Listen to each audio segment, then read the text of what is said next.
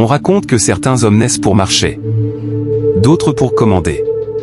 Mais un seul est né pour voler. Un homme dont la plume blanche devint la terreur de l'Europe. Un roi façonné par le feu, l'acier et l'ambition. Voici l'histoire du cavalier le plus audacieux de l'Empire. Joachim Murat, le roi cavalier.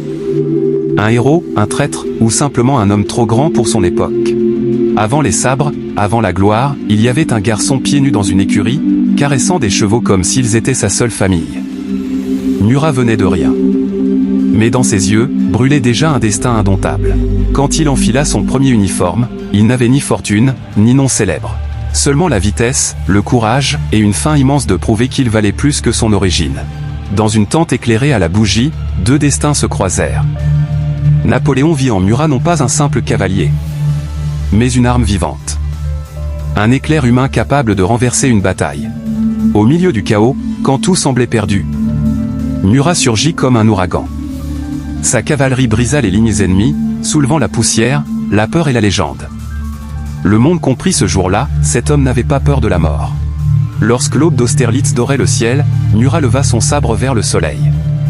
Ce geste suffit. Des milliers d'hommes le suivirent, prêts à mourir derrière sa plume blanche. Dans une salle dorée, Napoléon posa une couronne devant Murat. Un cadeau? Ou une chaîne? Murat accepta, mais au fond, il savait qu'un roi ne chevauche jamais librement. Caroline Bonaparte, aussi brillante que dangereuse, guida Murat à travers le labyrinthe du pouvoir. Leur amour était une alliance, faite de passion, d'ambition, et parfois, de poison. Sur le trône de Naples, Murat paraissait puissant. Mais la nuit, son regard fuyait les dorures.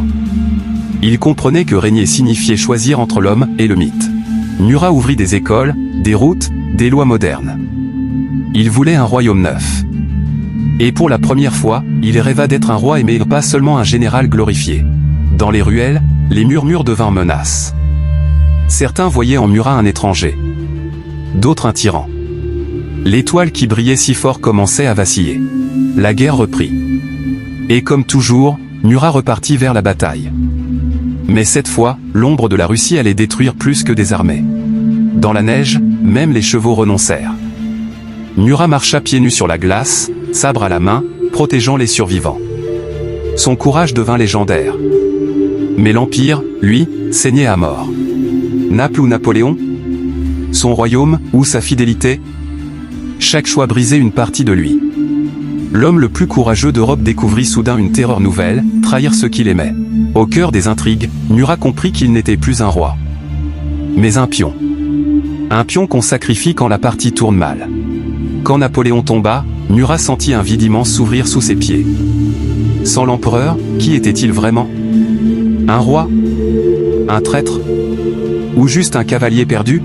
Dans son miroir, il remit son uniforme. Pas pour un empire. Pas pour une couronne. Mais pour lui-même. Sa dernière bataille serait celle de son honneur. Murat chargea une dernière fois. Sa cavalerie magnifique, folle, désespérée fendit les lignes ennemies comme un éclair final. Mais le destin, cette fois, ne se laissa pas dompter. Son cheval s'effondra. La poussière, le sang, le silence. Tout s'arrêta. Le roi cavalier venait de tomber. Masqué, déguisé, traqué. Murat erra sans royaume, mais jamais sans fierté. Car il savait que la grandeur ne s'efface pas avec un trône. Sur une plage battue par le vent, les soldats le saisirent. Aucun cri. Aucune résistance. Juste la dignité d'un homme qui accepte sa fin. À la lumière d'une bougie, Murat écrivit. Dites à mes enfants, que je meurs comme j'ai vécu, en soldat.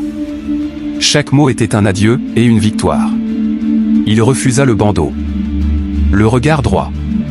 Le torse fier. Quand les fusils se levèrent, il murmura. Visez au cœur, vous le trouverez toujours en avant. Une détonation. Puis le silence. Mais dans ce silence, on entend encore le galop de Murat traverser les siècles. Il n'était peut-être plus roi. Mais il resta, pour toujours, le cavalier le plus flamboyant de l'histoire.